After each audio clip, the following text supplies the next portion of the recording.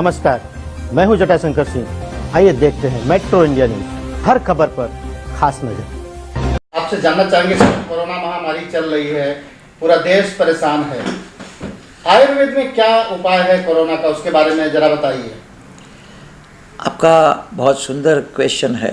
विश्व परेशान है, आयुर्वेद में इसका सही उपाय है, क्योंकि अगर हम इतिहास देखते हैं और जो कुछ भी अभी इस एपिडेमिक काल के अंदर में जो चीज़ें आई गई, कुछ तथ्य है कुछ अतथ्य है, तो उसमें एक बात तो फाइनल है कि ये सबसे ज़्यादा एयर बोर्न डिजीज़ है।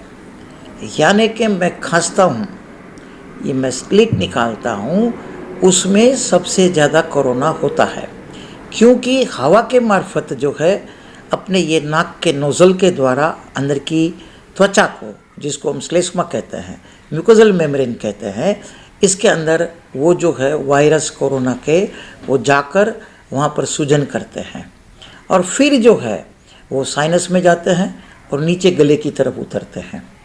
इसका शरीर में जाने के बाद में आपकी रोग प्रतिकार की शक्ति के हिसाब से मिनिमम 3 से 5 दिन के अंदर में वो एक्टिवेशन होता है। अब रोगी को जो है सिम्टम्स के बारे में पहले ये बताया गया था कि आपको ये बुखार आएगा, आपको सर दर्द होएगा, आपको नासा में से पानी निकलेगा, ऐसे बहुत सारी चीज़ें जो है वो बताई गई थी, उसमें मैं नहीं जाना चाहता हूँ। लेकिन जो पुराना इतिहास 1942-24 की उसकी जो इतिहास है वायरस की, तो मैमल से लेकर बर्ड्स और ह्यूमंस के अंदर में वो सबसे ज़्यादा रेस्पिरेशन सिस्टम्स को ख़राब करता है। तो वो वायरस जब आपके फेफड़े में पहुंच जाता है तो फेफड़ा जो है ख़राब होता है, जिसको हम upper respiratory infection syndrome RTI कहते हैं, URTI कहते हैं। तो ऐसी अवस्था में जब पेशेंट आता है तो रोगी को खांसी, बुखार, इसके साथ में जो है इसका ऑक्सीजन सिचुएशन थोड़ा सा डाउन हो जाता है। तो मैं एज ए प्रैक्टिस, जब से मैंने कोरोना आया उसके दूसरे दिन से इनकी अवेयरनेस के हिसाब से बहुत सारे वेबिनार किए, लोगों को अंदर जन जागृति के हिसाब में हमने किया।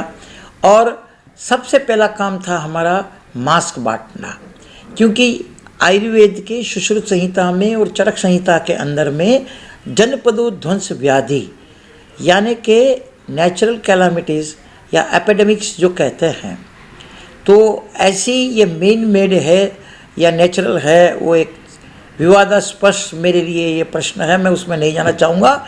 लेकिन वहाँ पर उन्होंने रोग जो है कैसे बढ़ता है, इनके लिए 3 आयाम लिखे हैं। एक हवा से फैलने वाला, दूसरा पानी से फैलने वाला और तीसरा स्पर्श से फैलने वाला।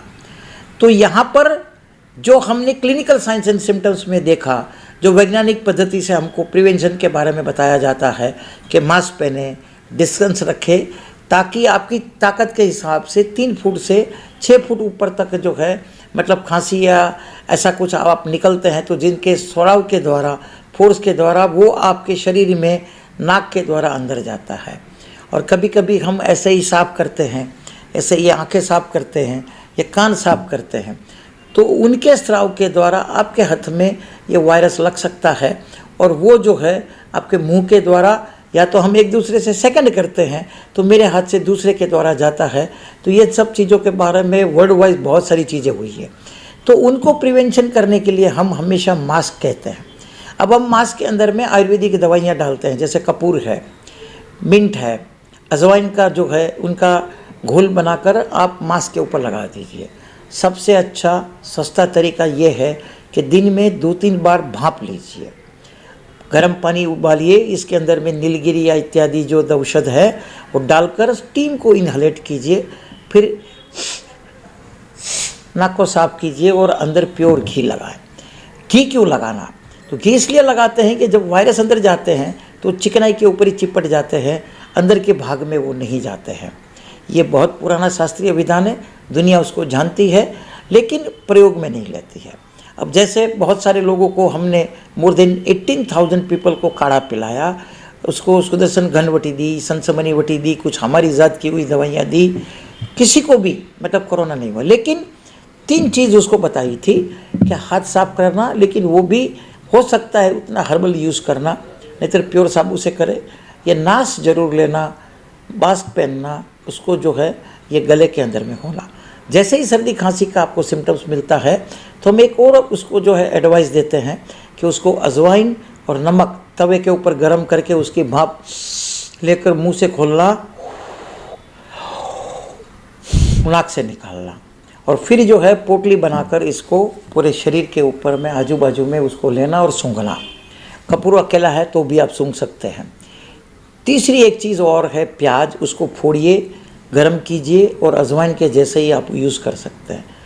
बहुत सस्ती इलाज है गरारे करना ठंडे गर्म पानी का, उसमें फिटकरी, हल्दी और मुलेठी ये 3 डालकर उबाल कर यदि आप गरारे करते हैं दिन में 2-3 बार, लेकिन हम उसमें थोड़ा नेचुरोपैथिक और आयुर्वेद के सिद्धांत को मिक्स करते हैं, तो ठंडे पानी और गर्म पानी से उसको गरारे करने से वहाँ पर ब्लड सर्कुलेशन बढ़ जाता है और रोगी को बहुत सारा फ़ायदा होता है और गले से नीचे जो है रेस्पिरेटरी सिस्टम्स के अंदर में वो इन्फेक्शन नहीं जाता है। बॉडी ये तो नहीं जाने को रोका, अगर वो जाता है तो वो ज्ञान दीजिएगा, अगर वो जान जाए कौन से इफेक्ट पार्ट के थ्रू कौन से पार्ट को इफेक्ट करता है? ये बहुत ही आपका सुंदर प्रश्न है और ज्ञान इसकी हर रोग को, जिसको हम हेल्थ एजुकेशन अवेयरनेस कहते हैं, वो होनी चाहिए।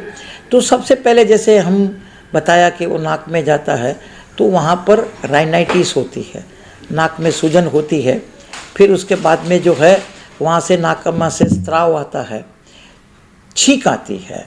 ये जो है वहाँ की सूजन का और साइनोसाइटिस का या सर्दी सड़क हम जो कहते हैं, इसका ये आपको सिम्टम्स मिलेंगे। थोड़ा हल्का सा बुखार होगा, आप यदि थर्मोमीटर से मापेंगे तो मिलना मुश्किल है अर्ली स्टेज में, लेकिन आपको ऐसा लगेगा कि आपकी आंख जल रही है, आपके शरीर में गर्मी है, आपको कोई टच करेगा तो बोलता है आपका शरीर गर्म क्यों है, लेकिन वो थर्मोमीटर से नहीं नापा जाएगा।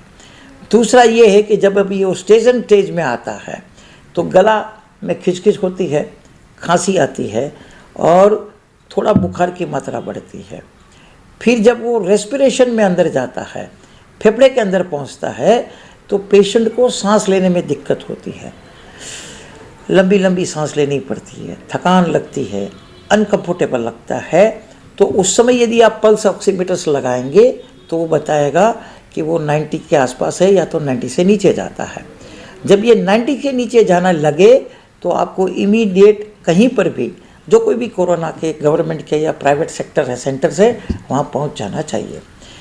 तीसरी चीज़ इसमें ऐसी होती है कि स्टूल में जो है इरेगुलरिटी होती है, भूख में इरेगुलरिटी होती है, आपकी स्मेल चली जाती है, कभी कभी आपका टेस्ट भी चला जाता है।